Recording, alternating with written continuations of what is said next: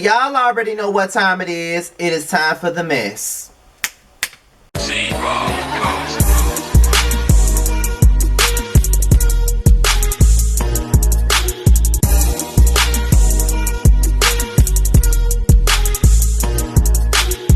What's going on, y'all? This be your boy Scotty by Nature TV, and we're here for a brand new episode of Yes for the Mess, and we are here to talk about some things, okay? We got a couple of things to discuss today for lunchtime gossip. So we're going to start off with the heavy stuff first. We're going to get the heavy stuff on out the way, and we're going to start it off with Memphis-based rapper Young Dolph, okay? Apparently, Young Dolph was shot and killed in Memphis today. From what I see, because I'm looking at the neighborhood talk, it was at the scene. His vehicle was parked somewhere. It was like at this food place, and yeah, the people confirmed that that was him. There was a rapper by the name of Bankroll Freddie who confirmed that he was killed.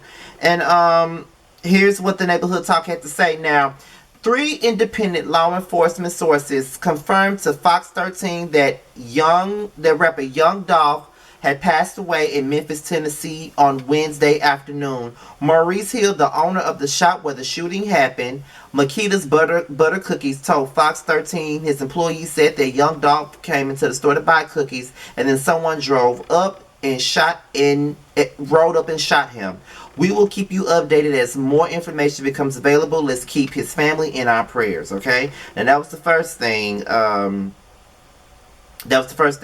So, I have an audio here because someone had posted a video of him at the same cookie shop, and he was always visiting that particular cookie shop. So I'm going to play that audio, and then we're going to move on to the next part of the story. Let's get into the audio. So you came to get some wood? All I came to get some Makita cook. Get the side. Come back around there. Yes. These right here. What you got? Chocolate chip. Don't hide. Straight out the just for you. Appreciate you, baby. Be safe. So sad. She came out and said that the passing of Young Dolph really broke his heart. That was sad to see. Another rapper that was associated with Young Dolph by the name of Key Glock has deactivated his Twitter and his IG posts. So you have to keep him lifted in prayer as well. Here's some audio from the news reports of the death. All right, here we go. The tragic news. How do you feel? I'm hurt. I'm sad. I don't want to live in Memphis anymore. I actually live around this neighborhood, so this is very common to me. When whoever in Tennessee passed that gun law to let everybody carry a pistol, I'm pretty sure you cover murders every single solitary night. Am I lying? You do, right? Every day. Okay, so who passed that law to let these kids come around and carry guns every day, open? And just to know, this superstar. This superstar that helped millions of people, that gave millions of dollars, that helped us, can come to Memphis on airways in his car and buy a pack of cookies without being shot and killed to death. And this is happening to regular people, let alone, even though he's a regular person, even though he's a mega superstar. So how does that make the regular citizens feel? We have no protection, not from the police. I'm sorry, I know that this is the news or whatever, but we don't have no protection from them because they pull us over for drive-out tags. You know, it's the law now that African Americans can carry guns, and you know they made that law so that we can kill each other. That's what it's population control. What do you think this is going to grow into, right? This is going to grow into something even more. This is not the end. Wow. This is not the end. Wow. This is gonna cause a slew of retaliations because that was for nothing. That's a father, that's a brother, that's a son, that's a nephew. Other than being a superstar, that's somebody's child right there. That's somebody's nephew right there. That's somebody's father right there. That is really sad to hear, and it's really crazy that this is happening when me and my best friends are headed to Memphis for a birthday trip, and it makes me antsy. It got me on my toes. it's just got me pretty much out of body right now, because it's crazy how all of this shit is going on in Memphis, and that's where we're headed to for a birthday trip to have a good time. And now I gotta look over my shoulder, and now I gotta keep us in prayer, because we're only there for a good time, and we don't know what we're getting ourselves into by going up there to Memphis. So that whole little news thing was very much powerful to me. It just lets everybody know what's really going on in Memphis. And it's not just going on in Memphis, it's going on everywhere, child. I live in a small town in Mississippi right outside of Jackson. There has been shootings damn near every single day in my neighborhood, and it's a lot to deal with, and it's very disheartening to know that, especially for a person that's from Memphis, that gave back to Memphis, that's considered a superstar in Memphis. He can't even come home for a bag of cookies. That makes me feel like if I ever made it, I cannot come home, because you got people back at home that don't want to see you make it, and they want to see you back in the place where you came from. They want to, take you out because you made it. Mad because you made it. You know what I'm saying? So let's continue. Okay, so apparently after Young Dolph death was revealed, there was some woman who went live. She made a post about her relationship with Young Dolph after his death, and someone obviously accused her of disrespecting the family, and she went live to go off on her viewers, and I'm gonna play that audio as well. Let's get into it. I got her baby. I'm not. How am I disrespecting his family? How? I didn't say that was my nigga, that was my boyfriend. How am I disrespecting him? Like, you can clearly see, I've been knowing him before his daughter was even born. Before y'all even know who fucking Dolph was, I've been knowing him. So how am I disrespecting his, and I got her baby mother number in my phone. How? You clearly see I said congratulations. Alright. But y'all weird, so I don't care. Y'all go say whatever the fuck y'all want to say. Literally, like, I used to date a whole celebrity. I got his name tatted on my chest.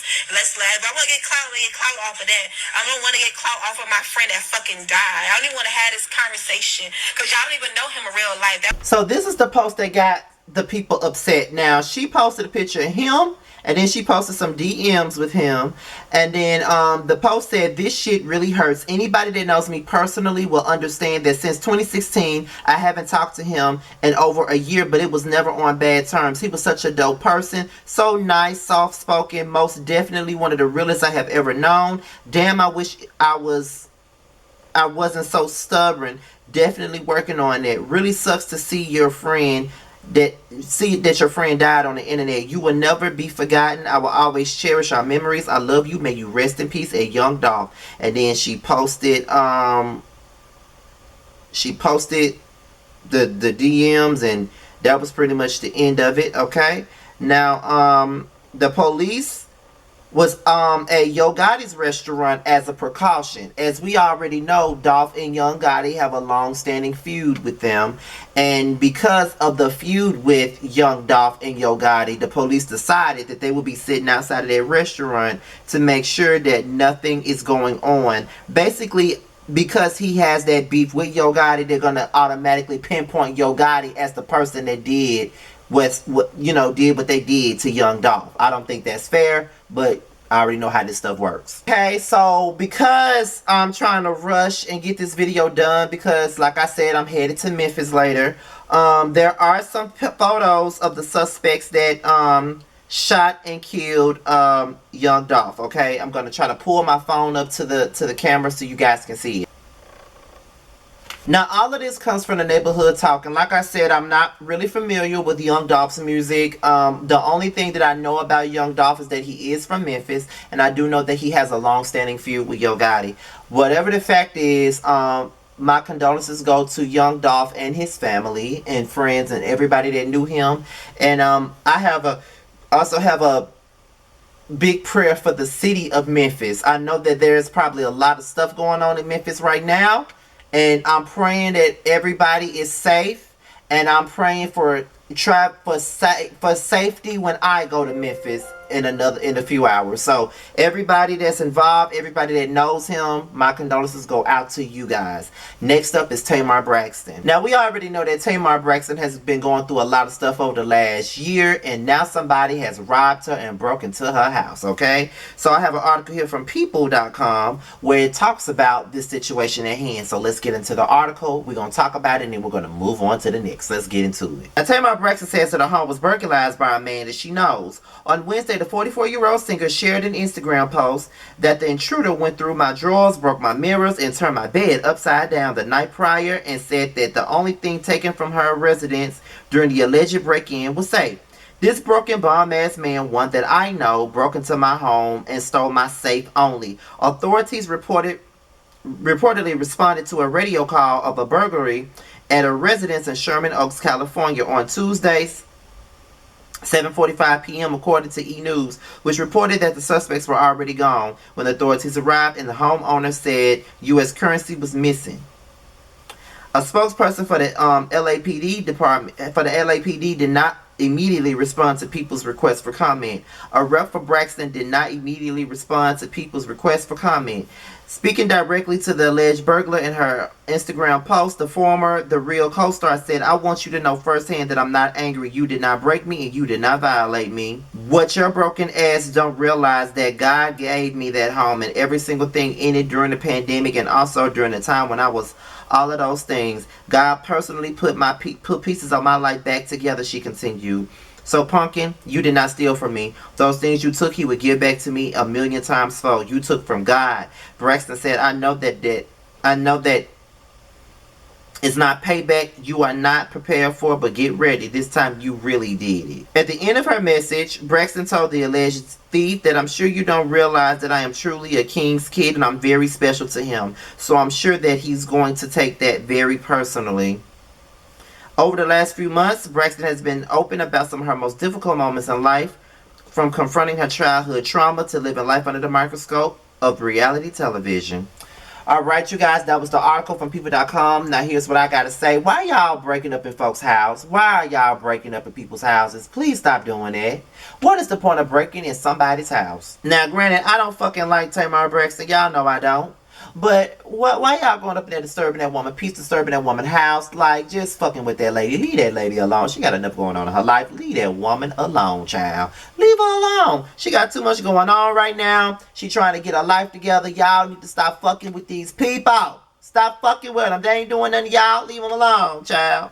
But yeah, that's pretty much it on that. I really ain't got much to say on that. Now let's move on to Porsha Williams. Now Porsha Williams talks about she had an experience with R. Kelly, and she said that she went to the authorities about her experience with R. Kelly. Never would have known that the girl even knew who R. Kelly was. Now, y'all know I don't fuck with Porsha Williams at all. Y'all already know that, but I'm going to put my biasness about this girl to the side and really talk about this because I'm all for people speaking up when it comes down to situations like R. Kelly, because he been doing shit, getting away with shit, and people still defending him. And I want to know what the hell Porsha had going on with R. Kelly. And this article also comes from people.com, so let's get into it. Porsha Williams is opening up for the first time about her experience with R. Kelly and why she wanted to share her story with investigators. "I realized it was my opportunity to help anyone who has been hurt by him," she tells People in this week's issue.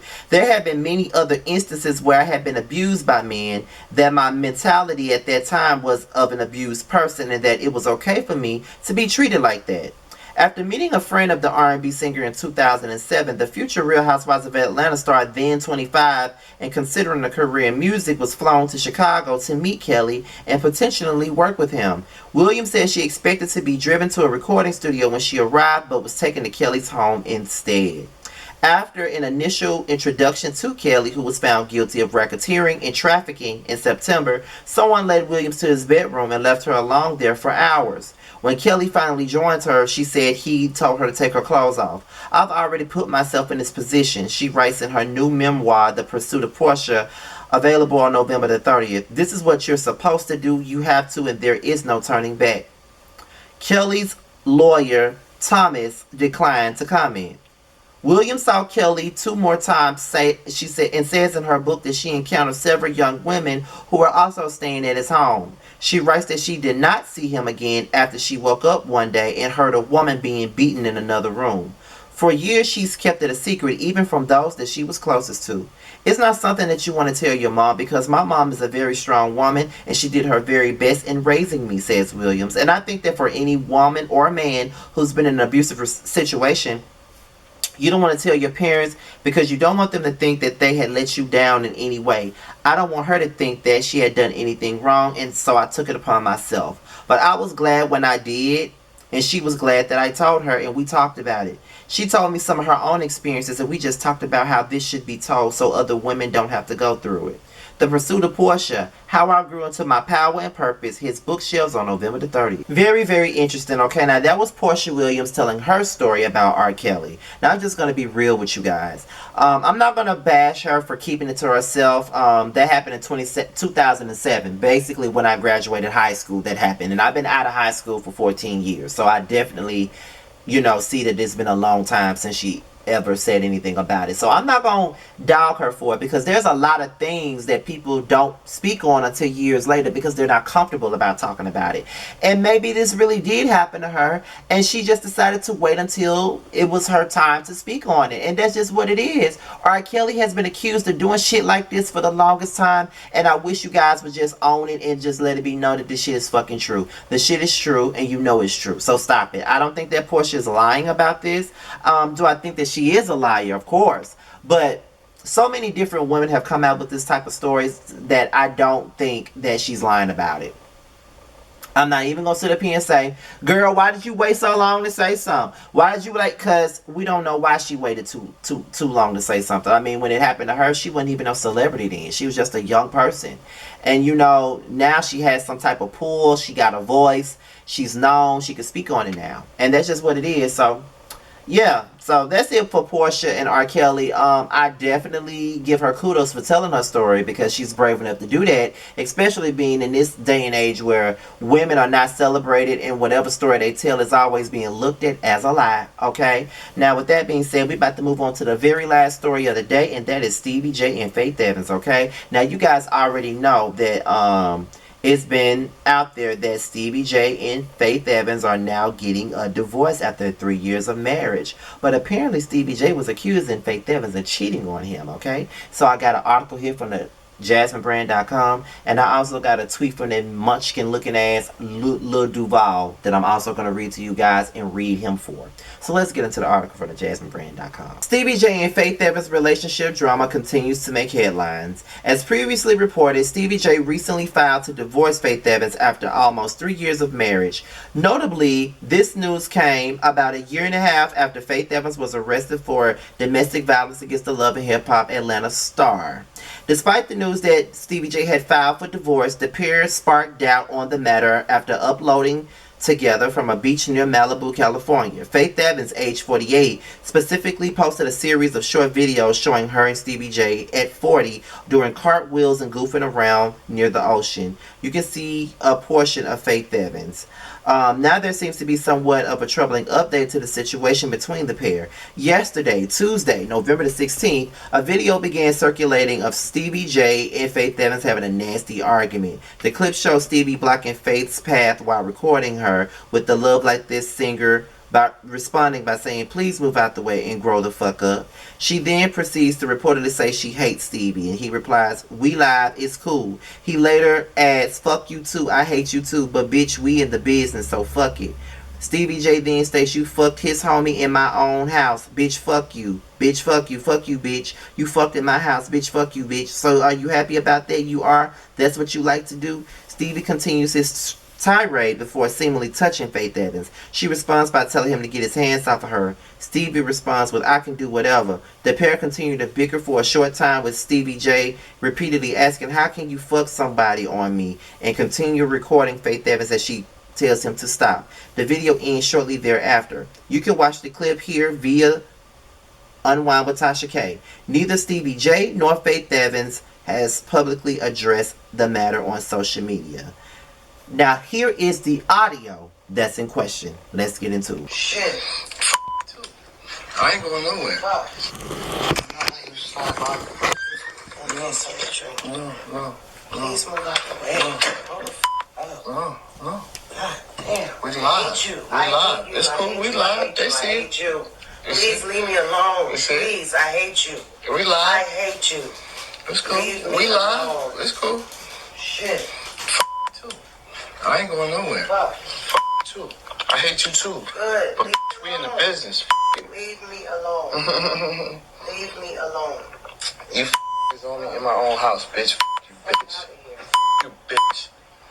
You is in my house. You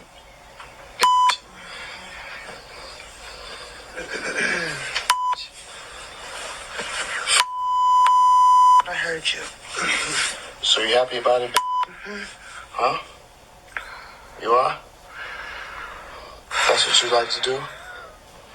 How can you disrespect me, though? I ain't do nothing to you. All I did was love you. And you do that to me? How can you do that to me? But how can you do it to me, though? Please. But how can you do that to me? How can you somebody on me? Don't touch me. I can do Don't whatever touch me. I Get can. your hand I off of me. can. Get your hands But how off can of you me. somebody on me? Get your How can hands you somebody off on me? of me. When I'm Get watching your hand you and your off of son me, every please. day. Get your hands off of me. I'm asking. Please. But how can Just you somebody on me? stop. How can you somebody on me? You can do whatever. You can scream as you want to. Jesus, go somewhere. Fuck. No, I ain't Fuck going out of nowhere. here. Here you go with your dumb shit. Well, you- Grow the fuck up. This is what I don't want to be bothered with. Get the out. Okay, now that was the audio from Stevie J and Faith Evans with them arguing, and Stevie J calling Faith all types of bitches, and cheating allegations is being said. Now here's another thing that I want to talk about, and that's Lil Duval. And after I read what he said, I'm gonna go into what I think, and then we're gonna close this thing out because I know it's pretty long, pretty lengthy. Okay, so let me tell y'all what Lil Duval had to say. Prayers up for one of our OG city boys, Stevie J. We all need to be there for him in these rough times. No man should have to find out another man was sleeping in his bed. If you need some hoes, hoes are a shoulder to cry on, don't hesitate to call me. The fuck? Okay, before I even get into Stevie J and Faith Evans, Lil Duval, mind your own fucking business. What the fuck does this have to do with you? Why you always commenting on stuff? Shut the fuck up, bitch ass nigga. Like, shut up.